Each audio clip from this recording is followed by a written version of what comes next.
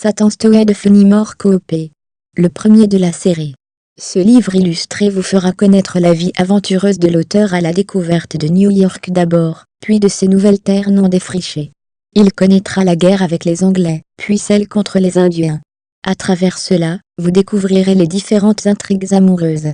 Plein d'aventures, sur Amazon.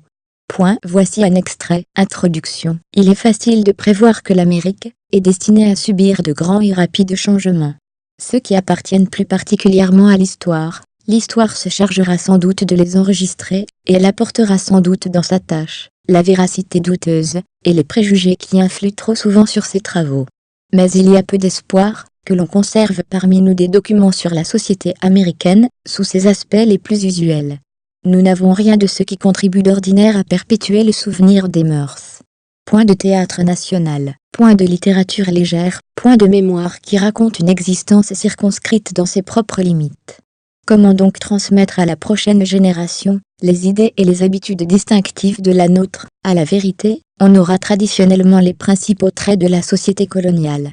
Mais si vingtaine se passe comme les précédentes, à remplacer les descendants de nos pères par une race entièrement nouvelle, il est probable que les traditions elles-mêmes se perdront au milieu de la foule tumultueuse des étrangers. En ces circonstances, j'ai donc pris la résolution de tenter un effort, trop faible peut-être, pour conserver les traces de la vie intime de New York. Et j'ai engagé mes amis de New Jersey, et des contrées plus méridionales à m'imiter, en ce qui concerne leur pays. Je ne saurais dire s'ils accéderont à ma requête. Mais afin que le fruit de mes impressions personnelles ne soit point perdu faute de soin, j'ai, par un codicille de mon testament, enjoint solennellement à mes héritiers d'avoir à continuer mon récit, et de m'imiter, en confiant au papier le résultat de leur expérience. Cette recommandation s'étend jusqu'à mon petit-fils, si jamais j'en ai un. Peut-être, à la fin de sa carrière, commencera-t-on à publier en Amérique des livres américains, et le produit de nos travaux, poursuivi pendant 3 générations, peut ne pas être jugé indigne de voir le jour. Peut-être trouvera-t-on ce que je vais écrire trop intime, trop exclusivement relatif à des affaires privées, pour captiver l'attention du public. Mais il faut se rappeler que les plus grands intérêts de l'espèce humaine sont la somme de ceux des personnes de modestes conditions.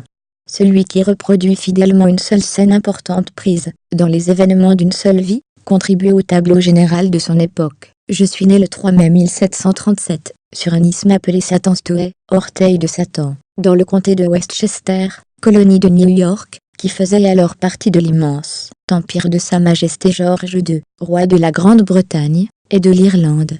Le deuxième de la série est Le domaine de Ravensnest. Trouvez Satan Stowe de Fenimore Cooper sur Amazon. Visitez-nous sur pleinddelivres.com et sur livresenligne.ca. Abonnez-vous à cette chaîne pour ne rien manquer.